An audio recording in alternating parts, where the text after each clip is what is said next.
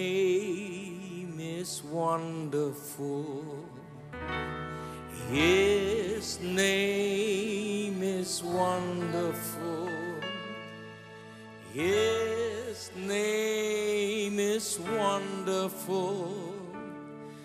Jesus, my Lord. He is a mighty King, Master of everything. His name is wonderful. Jesus, my Lord.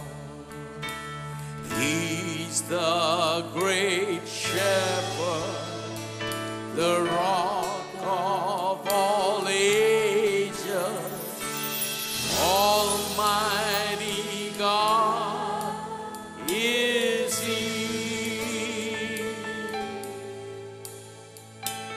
Bow down before Him, love and adore Him.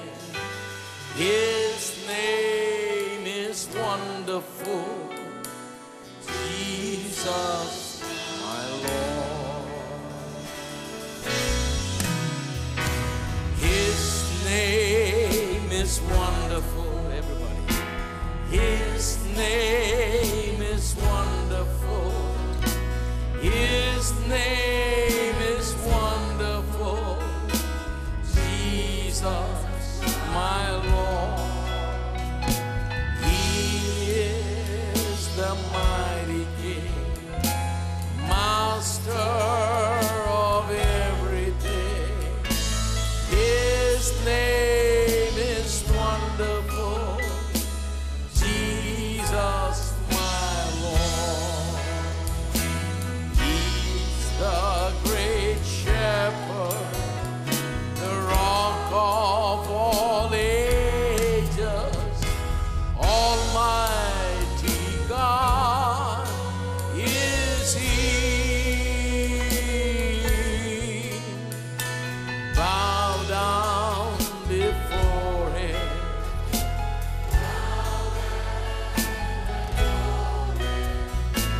His name is wonderful.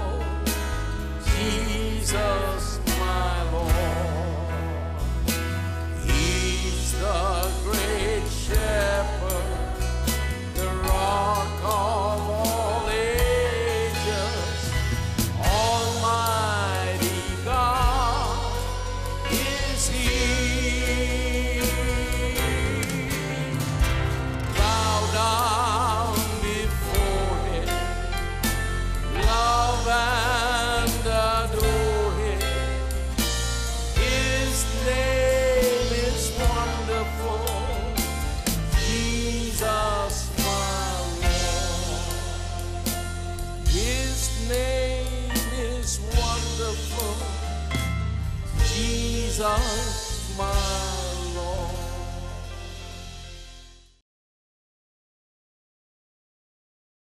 अब मेरे साथ निकाले पहला तीमुथियुस, क्योंकि यहां पर कुछ लोग हैं जो कहेंगे देखिए भाई, प्रकाशन में सब इस तरह से नहीं चल सकते हैं। जानते हैं ये विशेष आत्मिक लोगों के लिए जो प्रभु के द्वारा बुलाए गए हैं, ये हमारे लिए नहीं है।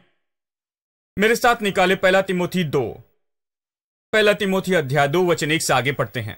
अब मैं सबसे पहले यह आग्रह करता हूं कि विनती और प्रार्थना और निवेदन और धन्यवाद सब मनुष्यों के लिए किए जाएं, राजा और सब ऊंचे पद वालों के निमित्त, इसलिए कि हम विश्राम और चैन के साथ सारी भक्ति और गंभीरता से जीवन बिता सकें।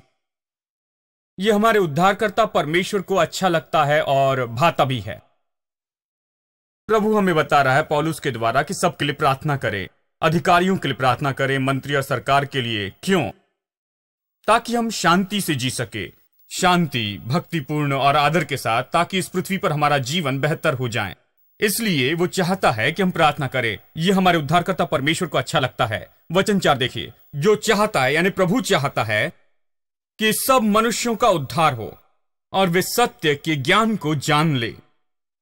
सब लोग कहे, प्रभु चाहता है कि सब लोग उद्धार पाएं और सच्चाई के ज्ञान में आएं। प्रभु लोगों को केवल उद्धार ही नहीं देना चाहता, लेकिन वो चाहता है कि वो सत्य के ज्ञान में आए। अब बहुत से लोग कहते हैं कि वो चाहता है कि वो सत्य के ज्ञान में आए, कि यीशु ही उद्धारक है। नहीं नहीं नहीं, वो चाहता है कि वो सत्य के ज्ञान में आए। उसने सत्य का आत्मा क्यों भेजा? उसने सत्य का आत्मा भेजा कि सारे सत्य में उनकी अगुवाई करे। यानी वो उद्धारक है, इससे बढ़कर भी और सत्य है। यानी केवल ये न कहें कि वो यीशु को उद्धारक के रूप में प्रकट करने आया है, नहीं, वो उसमें हमारी अगुवाई करता, लेकिन फिर वो सारे सत्य में हमारी अगुवाई करता है। यानी प्रभु चाहता है कि लोग उद्धार पाए, और फिर वो चाहता है कि वो सारे सत्य की परिपूर्णता में चले। वो चाहता है कि सत्य के ज्ञान में आए। यहां ज्ञान शब्द फिर से प्रकाशन के ज्ञान के बारे में कहता है। ये पढ़ाई का ज्ञान नहीं, ये कोई शिक्षा का ज्ञान नहीं, ये कोई थियोलॉजिकल ज्ञान नहीं, ये तो उसका ज्ञान है। यीशु ही सत्य है। यीशु ने कहा, मैं ही सत्य मार्ग, मैं ही मार्ग, सत्य और जीवन हूं, इसलिए वो सत्य है। यानी सत्य का ज्ञान तो उसका ज्ञान है।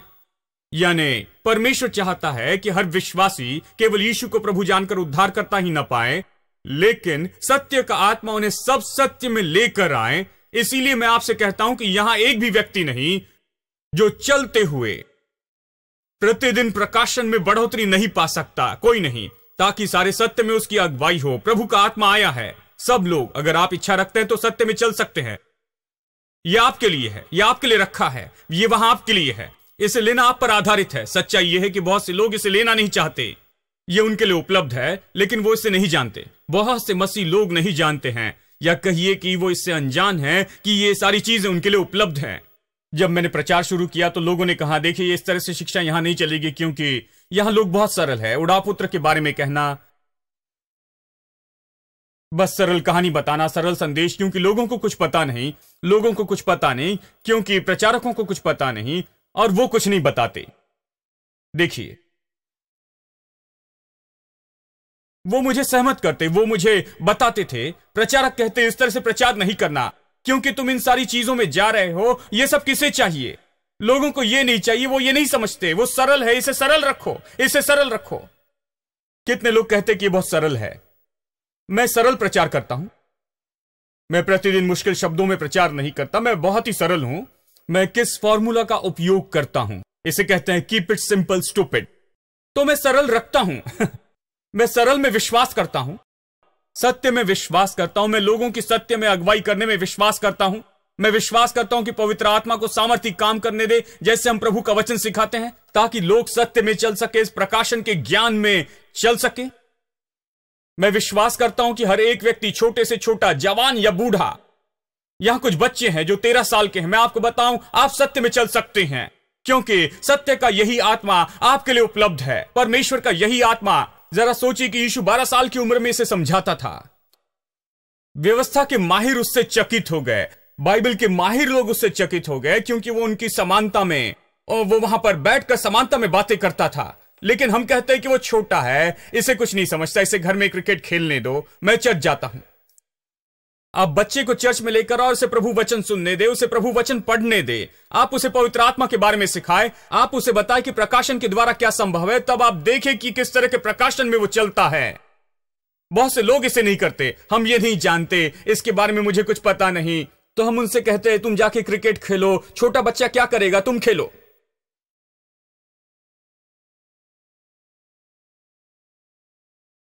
पहले उसे आकर बैठना सिखाएं। अगर वो नहीं समझता तो भी बैठने दे। ऐसे मैंने सीखा। मेरे घर में, घर के अंदर खेलना मना है और चर्च के बाहर नहीं खेल सकते। आप चर्च में आए, चर्च में बैठे रहें और कुछ भी नहीं कर सकते। आपको वहीं बैठना है पूरे 3 या 4 घंटे तक। हमारी ये सभा 2 घंटे की ही है। हम वहां बैठते थे और कोई चुनाव नहीं था। दोस्तों, मुझे याद नहीं कि मैं अपने पूरे जीवन में कभी एक बार भी चर्च चूका था क्या। यानी प्रकाशन आने से पहले मुझे सरल प्रकाशन मिला कि मुझे चर्च में रहना होगा, तुम्हें शांत बैठना होगा, प्रचारक को देखना होगा, चाहे समझे या न समझे। चुप बैठना, बातें नहीं, और प्रचारक को देखते रहना, बाइबल खुली रखना, और जो वचन उन्होंने कहा है वही खुला रखना। बस यही जैसे शुरू हुआ। देखिए, क्योंकि मेरे परिवार में विश्वास करते थे कि अगर हम इसे वहां ले जाए, इसे बाइबल दे और इसे सुनने लगाए, तो एक दिन कुछ न कुछ होगा। और अवश्य ही यह हुआ भाई। अंत में मैंने इसे पाया, बहुत कुछ था। जानते हैं, प्रभु का धन्यवाद इस अनुशासन के लिए। देखिए, अनुशासन के लिए प्रभु का धन्यवाद। जब हम छोटे तो सबसे पहली चीज हमें दी बाइबल। ये बाइबल है, तुम चर्च जाओ तो इस बाइबल के बिना नहीं जा सकते, अपनी बाइबल ले जाओ। हम छोटे थे और बड़ी बाइबल ले जाते थे। जानते हैं, ये लोगों को बहुत अजीब दिखता था। हम चर्च जाते थे और बाइबल खोलते, हमने बाइबल पढ़ी, हमने प्रचार सुना, हमें कुछ नहीं समझ में आता और कई बार वो कुछ नहीं प्रचार करते थे, लेकिन फिर भी हम सुनते थे। ये हमारे लिए अच्छा था, हम सुनते थे। हम सुनते और कई बार कुछ नहीं सुनते थे, लेकिन वो हमारे लिए अच्छा था क्योंकि हम सुनने की आदत में थे। देखिए, प्रभु चमत्कार कर सकता अगर आपके कान सुनने के लिए तैयार हैं और आप सुने और उन बातों की ओर कान लगाए। अगर आप कहें, प्रभु तुम मुझसे बातें कर, मैं तैयार हूं, मैं सुनने के लिए तैयार हूं। यह प्रकाशन सबके लिए उपलब्ध है। प्रभु आपके दिल से बातें करेगा, प्रभु आपके बच्चों के दिल से बात करेगा, प्रभु आपसे बातें करके आपको प्रकाशन देगा आने वाली चीजों के लिए। प्रभु आपको वो उद्देश्य और योजना बताएगा जो उसने आपके जीवन के लिए रखी। प्रभु आपके जीवन के क्षेत्रों के बारे में समझ देगा, आपके परिवार के बारे में, आपके धन के बारे में, आपके हाथों के कामों के बारे में, आपके व्यापार के बारे में, आपके प्राण और आत्मा के बारे में, आपके शरीर और तंदुरुस्ती के बारे में। सब कुछ प्रभु प्रकाशन खोलता है। प्रकाशन, और जब प्रकाशन आता है तो आपको जवाब मिलेगा। प्रकाशन आने तक आपके पास जवाब नहीं होगा। देखिए, प्रकाशन आने तक आप चर्च में आते और जाते हैं लेकिन कुछ नहीं होता है। जब प्रकाशन आता है आप धन्य होते हैं, आप आशीष में चलते हैं, आशीष और सामर्थ में चलने के लिए तैयार होते हैं। आप प्रभु के साथ चलने के लिए तैयार होते हैं, उसी मन के साथ, उसी उद्देश्य के साथ, वही संभावना रखते हुए। जब प्रकाशन में आप आते हैं तो प्रभु के साथ चलने के लिए तैयार होते हैं। इसी बारे में यह है। देखिए, आप इसे पा सकते हैं। अगर बच्चे पा सकते तो आप भी पा सकते हैं। इसलिए जब आप अपने बच्चों को देखें तो ऐसे न देखें, उसे ऐसे देखें जिसमें पवित्र आत्मा है। पहले उद्धार में उसे लेकर आए, पवित्र आत्मा उसमें आए, पवित्र आत्मा उसकी अगुवाई करे, उसमें विश्वास करे कि जब वो सुनता है प्रभु का आत्मा उसको सच्चाई बताएगा, वो सत्य जानेगा और सत्य में चलेगा और विजय में चलेगा। बच्चों के लिए इस बात पर विश्वास करें। सबसे पहले इन पर अपने लिए विश्वास करें। यानी परमेश्वर की इच्छा है कि सब सत्य के ज्ञान में आए, प्रकाशन के ज्ञान में। ठीक है, मेरे साथ निकाले पत्रस, दूसरा पत्रस अध्याय 3 वचन 9। प्रभु अपनी प्रतिज्ञा के विषय में देर नहीं करता जैसे कुछ लोग समझते हैं। देखिए, कई बार लोग सोचते हैं कि प्रभु अपनी प्रतिज्ञा भूल गया है। एक भाई ने कहा, जी उसने कहा था कि वो आएगा, लेकिन वो कहां आया? वो अब तक नहीं आया। मुझे संदेह कि क्या वो आएगा। वो सोचते हैं कि वो अपनी प्रतिज्ञा में आलसी है, वो अपनी प्रतिज्ञाओं के बारे में परवाह नहीं करता है, वो अपनी प्रतिज्ञा पूरी नहीं करता। उसने जो कहा उसे पूरा करने में जल्दी नहीं करता। उसने कहा वो जल्दी आएगा। अब ये जोक बन गया है बहुत से विश्वासियों में। जानते हैं, विश्वासी लोग इसका मजाक उड़ाते हैं। खैर, यीशु ने कहा जल्दी आएगा, मैं तुम्हें कब देखूंगा? 10 साल बाद। जानते हैं, जैसे यीशु ने कहा जल्दी आएगा, वो कब आएगा, इस पर जोक करते हैं। देखिए, वो सोचते हैं कि वो अपनी प्रतिज्ञाओं में धीमा है, लेकिन इसे सुनिए, वो धीमा नहीं लेकिन धीरजवंत है। प्रभु का धन्यवाद करते हैं कि वो धीरज धरे हैं। जैसे इस संसार में बहुत से लोग प्रभु के विरुद्ध में हैं, बहुत से लोग प्रभु को कोसते हैं। मतलब अगर प्रभु को तुरंत क्रिया करना पड़े तो दोस्तों वो सब खत्म हो जाएंगे। प्रभु अपनी प्रतिज्ञा में आलसी नहीं है, आलस से उसकी समस्या नहीं है, वो धीरज धरे है, दयालु है, यही समस्या है। वो इतना दयालु है। ये दया किसके बारे में है? वो किस लिए धीरज धरे है? वो हमारे लिए धीरज धरे है और नहीं चाहता कि कोई नाश हो, लेकिन सब पश्चाताप में आए। वो राह देख रहा है। कितने लोग धन्यवाद देते हैं कि परमेश्वर ने आपकी राह देखी।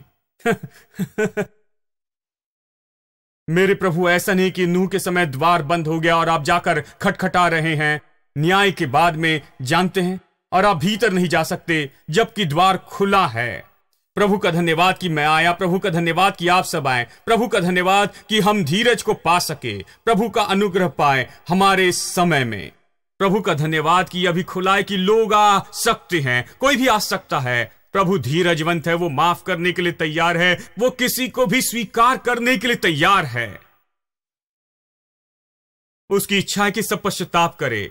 इसी तरह से उसकी इच्छा है कि सब उसके सत्य के ज्ञान में आए। देखिए, समस्या प्रभु में नहीं, समस्या हम में है। परमेश्वर में समस्या नहीं कि यीशु नहीं आया। समस्या यही है कि वो राह देख रहा है कि सब पश्चाताप करे, चाहता है कि सब आए उसकी ओर। देखिए, यानी सत्य का ज्ञान उपलब्ध है। समस्या यह नहीं कि प्रभु नहीं दे रहा है, समस्या यह है कि हम इसे लेने के लिए नहीं आते हैं। और हम आकर इसे ले सकते हैं किसी भी समय में। यह हमारे लिए खुला है, यह हमारे लिए उपलब्ध है। प्रभु राह देख रहा है कि हमें दे सत्य का आत्मा पहले से आकर हम में वास कर रहा है। अगर हम दिल खोले तो वो वहां है। मुझे पता नहीं कि कैसे प्रार्थना करूं जो पौलुस ने की थी कुलुसियों में, एफिसियों में और पत्री में। प्रकाशन की आत्मा के बारे में देखिए, कई साल पहले मैंने ये प्रार्थना सीखी। आपको अपने लिए यही प्रार्थना करनी चाहिए। और जब भी मैंने ये प्रार्थना खुद के लिए की, और जब भी मैं इस चर्च में आया, जहां तक मुझे याद है मैंने ये प्रार्थना आपके लिए भी की है, लोगों के लिए, चर्च में आने वाले हर व्यक्ति के लिए, कि समझ की आंखें खुल जाए, क्योंकि नहीं तो मेरा प्रचार व्यर्थ होगा। जब तक प्रभु आपकी समझ की आंखें न खोल दे, जब तक प्रभु आपको प्रकाशन न दे, जब तक प्रभु आपको प्रकाशन का ज्ञान न दे। देखिए, मैं प्रचारक हूं, प्रभु वचन प्रचार करता हूं। यह पवित्र आत्मा प्रकट करने वाला है, और जब वो प्रकट करता है, यहीं पर जवाब है, यहीं पर आपकी चंगाई है, यहीं पर आपका छुटकारा है, यहीं पर आपका आनंद और शांति है। परमेश्वर ने सब यहीं पर रखा है, यहीं पर यह रखा है, सब वहां पर है। और मैं हमेशा आशा करता हूं कि लोगों को प्रकाशन मिल जाए। और इन दिनों में बहुत से लोगों से मैं मिलता हूं जो आकर मुझे बताते हैं कि कैसे उनकी आंखें खुल गई, कैसे समझ आई। और ये सब मैं रोमांचित होता हूं कि लोगों के जीवन में प्रभु का आत्मा काम कर रहा है, प्रकाशन के द्वारा उनका जीवन बदल रहा है। देखिए, प्रभु राह देख रहा है। इतने साल तक मैं प्रकाशन में नहीं चला, फिर मैं इसमें चला। एक बार इसका स्वाद लेने के बाद मेरे दोस्तों, ये अच्छे रेस्टोरेंट जैसे, एक बार इसमें खाना खाने के बाद आप उसमें जाते हैं, आप इसके बारे में सपने देखते, उसमें और ज्यादा जाना चाहते हैं। ये कभी खत्म नहीं होता और ज्यादा पाना चाहते हैं। चर्च इसी तरह से है, प्रभु का वचन ऐसे ही है। ठीक है, देखिए, एक और बात है। बहुत से लोग कहते हैं, देखिए भाई, आप प्रकाशन के बारे में कहते हैं, प्रभु इसे प्रकाशन को छोड़ और किसी रूप में क्यों नहीं रखता। हम इसे सरल रूप में नहीं समझ सकते, समझ के ज्ञान की सच्चाई जैसी किताबों फिजिक्स की, या फिर केमिस्ट्री की, या फिर इंग्लिश की, या इतिहास की। प्रभु ने इसे इस तरह क्यों नहीं रखा है कि इसे समझना हमारे लिए बहुत आसान होता। प्रभु ने इसे ऐसा क्यों नहीं रखा कि इसे हम पढ़े और जानकारी पाए। अगर इसे पढ़े तो बस इसे समझ जाएंगे, यानी जितना ज्यादा पढ़ेंगे तो उतनी आत्मिक ज्योति हम पाएंगे। प्रभु ने इसे ऐसा क्यों नहीं रखा कि आपको प्रकाशन प्रचार करने की जरूरत ना पड़े कि कैसे मांस और लहू यूनिवर्सिटी सेमिनरी ने यहां पर प्रकट नहीं किया, लेकिन मेरे स्वर्गीय पिता ने तुम पर यह प्रकट किया है, दिखाया है। प्रभु इसे समझ के ज्ञान के स्वरूप में क्यों नहीं रख सका। उसने इसे काले और सफेद के रूप में स्पष्ट क्यों नहीं किया, ताकि हम इसे जान सके कि प्रभु और यीशु किस बारे में हैं। उसने ये क्यों छिपाया। प्रकाशन का ज्ञान पाने के लिए आपको पवित्र आत्मा की मदद लेनी पड़े, ताकि उसे आकर ज्योति देना पड़े, और वो प्रतिदिन ज्योति बढ़नी चाहिए ताकि आप ज्ञान में बढ़ सके। ये क्यों छिपा है, उसे क्यों आकर ज्योति देनी है, सत्य का आत्मा क्यों आया है, हम इसे आसानी से क्यों नहीं जान सकते। खैर, मैं सोचता हूं कि एक कारण होगा, क्योंकि शैतान भी पढ़ सकता है। प्रभु नहीं चाहता कि शैतान ये जाने, वो नहीं चाहता कि शैतान के लोग ये जाने। देखिए, प्रभु चाहता है कि ये अद्भुत सत्य छिपा रहे, आपसे नहीं लेकिन आपके लिए रखा है, ताकि आप आशीष में चले और शैतान न जाने कि ये कैसे काम करता है। क्या आप जानते हैं कि आज शैतान बाइबल पढ़ता है? असली विश्वासी और शैतान में यही फर्क है। यह नहीं कि वो बाइबल नहीं पढ़ता और आप पढ़ते हैं। बाइबल पढ़े, वो बाइबल पढ़ता है। आप बाइबल पढ़े तो इसे जानेंगे। उसने यीशु से कहा कि तुम कंगूरों के ऊपर से कूद जाओ, परमेश्वर के दूत, बाइबल कहती है, उसने कहा परमेश्वर के स्वर्गदूत आकर तुम्हें उठा लेंगे। यह भजन 91 में है भाई। वो जानता था कि यह सबसे अच्छा भजन है। वो जानता है कि सारे विश्वासी इसे पढ़ेंगे। वो जाकर इसे पहले पढ़ता है। वो जानता है, कहता है, सुनो, बाइबल कहती है कि वो तुम्हें उठा लेंगे, तुम कूद जाओ, वो तुम्हें उठा लेंगे। यानी उसने बाइबल पढ़ी है, लेकिन वो पागल है, वो मूर्ख है, उसे कुछ नहीं समझता। उसने इसे पढ़ा है, लेकिन उसे कुछ भी समझ में नहीं आया। शैतान इसे नहीं जानता है, लेकिन यीशु जानता है कि इसका क्या अर्थ है। देखिए, यही फर्क है। यीशु के पास प्रकाशन का ज्ञान है। यीशु प्रकाशन के ज्ञान में चला, प्रकट सत्य में, इसलिए वो शैतान से निपट सका। वो अधलोक के फाटक यीशु के विरुद्ध प्रबल न हो सके, क्योंकि वो प्रकाशन के ज्ञान के व्यक्ति के रूप में चल रहा था। इसलिए पतरस से कहा, पतरस तू मेरे जैसे चल सकता है, अधलोक के फाटक तुम्हारे विरुद्ध में प्रबल न होगे। आमेन। यानी ये सब छिपा है। मेरे साथ निकाले एक छोटा सा भाग मैं आपको बताना चाहूंगा। पहला कुरिन्थियों अध्याय 2। यह दिलचस्प है। अध्याय 2 वचन 7। अब आप याद रखिए, अध्याय 2 वचन 9। यह वचन हमने कई बार पढ़ा है और इसके बारे में बहुत कुछ देखा है। यह अक्सर कहा जाता है, आंखों ने नहीं देखा, कानों ने नहीं सुना, ये मन में नहीं उतरा। ऐसी चीजें प्रभु ने उनके लिए तैयार रखी है जो उससे प्रेम रखते। लेकिन प्रभु की आत्मा ने उसे हम पर प्रकट किया। वचन 10 कहता है, ठीक है। वचन 9 कहता है, आंखों ने नहीं देखा, कानों ने नहीं सुना, ये मन में नहीं उतरा। लेकिन वचन 10 कहता है, लेकिन प्रभु की आत्मा ने यह हम पर प्रकट किया। हम पर यानी विश्वासी पर, ठीक है। अब आप पीछे जाकर कुछ पहले वचन पढ़ ले। वचन 7 आपने बात के वचन पढ़े हैं। वचन 10 बताता है कि पवित्र आत्मा यह हम पर प्रकट करता है। लेकिन देखिए वचन 7, यहां यह विपरीत चित्र है। यह कहता है, यह छिपा था। वचन 7, परंतु हम परमेश्वर का वो गुप्त ज्ञान, पौलुस कहता है कि हम प्रकाशन का ज्ञान प्रचार करते हैं, दूसरे शब्दों में भेद की रीति पर बताते हैं, जिसे परमेश्वर ने सनातन से हमारी महिमा के लिए ठहराया है। वो कहता है मेरा प्रचार। क्या आपने कभी सोचा कि पौलुस का प्रचार किस बारे में था? वो प्रकाशन से भरा था। किसका प्रकाशन? छिपी हुई बुद्धि का प्रकाशन। हां, हम यही जानना चाहते हैं, यह क्यों छिपा था, प्रभु ने क्यों छिपाया था, हमें इसमें प्रकाशन के ज्ञान से ही क्यों आना था, यह क्यों छिपा था। वो क्यों कहता है कि मैं गुप्त बातों को प्रकट कर रहा हूं, प्रभु ने इसे छिपाकर क्यों रखा था? कहता है हम गुप्त बुद्धि को प्रकट करते, जिसे परमेश्वर ने जगत की उत्पत्ति या जगत की उत्पत्ति के पहले से ही छिपा कर रखा था। यानी संसार शुरू होने से पहले, जगत की उत्पत्ति से पहले प्रभु ने सब कुछ तैयार किया और ये छिपे हुए थे। प्रभु नहीं चाहता था कि कोई जाने, उन लोगों के लिए तैयार किया है जो उसके पास आने वाले थे। ये अद्भुत चीजें तैयार की गई, वो छिपी थी। पौलुस कहता है कि मैं इसी का प्रचार करता। अब इसे सुनिए, जिसे संसार के हाकिम नहीं जानते थे। हेलो, अगर वो जानते तो क्या होगा? इस संसार के हाकिम, यह पृथ्वी के हाकिम के बारे में कहता है। पृथ्वी के हाकिम जिन्होंने उसे क्रूस पे चढ़ाया, रोमी सिपाही थे जिन्होंने यीशु के हाथों में कील ठोकी। यीशु के हाथों में यहूदी लोगों ने आरोप लगाकर उसे परखने के लिए लाया, कि न्यायालय में लाए, और अंत में सरकार जिम्मेदार थी कि ये दंड उसे दे दे। और ये सब इस संसार के हाकिम नहीं जानते थे, वो इसके बारे में कुछ नहीं जानते थे। अब इसे सुनिए, अगर वो जानते, देखिए यही बताना चाहता हूं क्यों छिपा था। अगर वो जानते तो प्रभु को क्रूस पर नहीं चढ़ाते थे। उद्धार की पूरी योजना खत्म हो जाती, नाश हो जाती। जैसे होना चाहिए वैसे नहीं होता था। अगर वो जान जाते प्रभु की ये बुद्धि, अगर वो जानते कि परमेश्वर अपने पुत्र को शरीर में भेज रहा है और वो इस संसार में आ रहा है शरीर में, और ये शरीर में परमेश्वर है। देखिए, उन्होंने ये नहीं देखा, यहूदियों ने इसे नहीं देखा, देखिए, और दूसरों ने नहीं देखा। अन्य जाति उस पर हंस रही थी, परमेश्वर का पुत्र ये क्या क्या सोचते हो, जानते हो? देखिए, यहूदी भी वैसे ही थे। वो नहीं देख पाए कि ये परमेश्वर का पुत्र है। वो कहते परमेश्वर का पुत्र, तुम क्या कहते हो, तुम परमेश्वर हो? लेकिन वो शरीर में आया परमेश्वर था। वो क्यों आया था? क्योंकि कोई उद्धारक नहीं था। बहुत से शिक्षक थे, भविष्यवक्ता थे, प्रभु के बहुत से दास थे, बहुत से अच्छे लोग थे जो लोगों की मदद करते, लेकिन कोई उद्धारक नहीं था। तो परमेश्वर ने उद्धारक भेजा। उद्धारक तो ऐसा हो जो खुद पाप रहित हो, नहीं तो उसे खुद उद्धारक चाहिए। सारे महान शिक्षकों को उद्धारक चाहिए, सारे भविष्यवक्ताओं को उद्धारक चाहिए था, प्रभु के महान दासों को उद्धारक चाहिए था, प्रभु के लोगों को उद्धारक चाहिए था।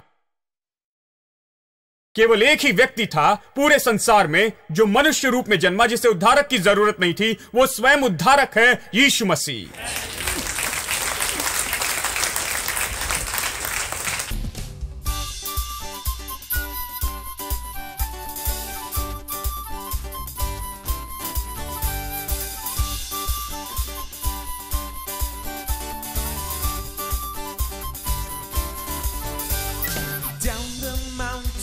The river flows, brings refreshing wherever it grows. Through the valleys and over the fields, the river is rushing and the river is here. The river of God sets our feet and dancing. The river of God fills our hearts with cheer. The river of God fills our mouths with laughter. And we rejoice, for the river is here.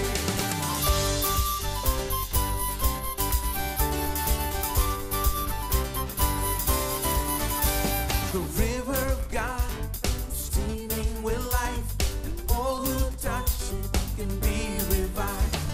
Those who linger on this river shore will come back thirsty for more of the Lord. The river of God sets our feet a dancing.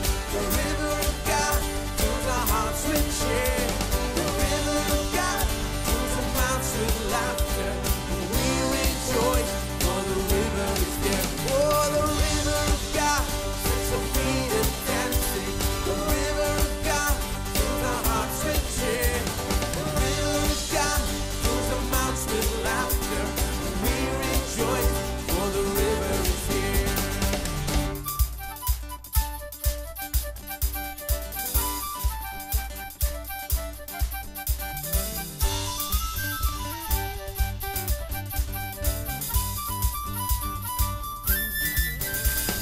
To the mountain we love to go, to find the presence of the Lord.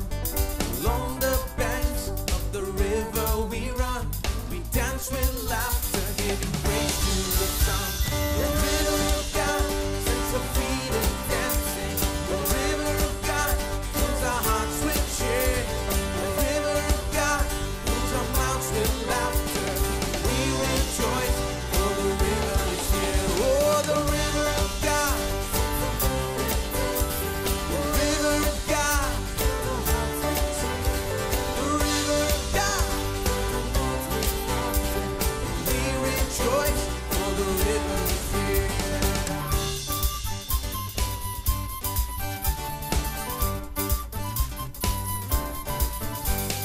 Down the mountain, the river flows, brings refreshing wherever it goes.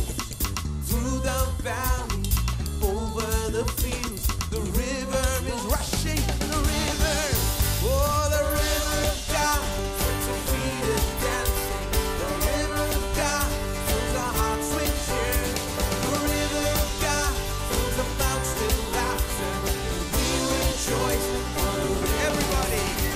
The river of God. The river of God fills our hearts with cheer.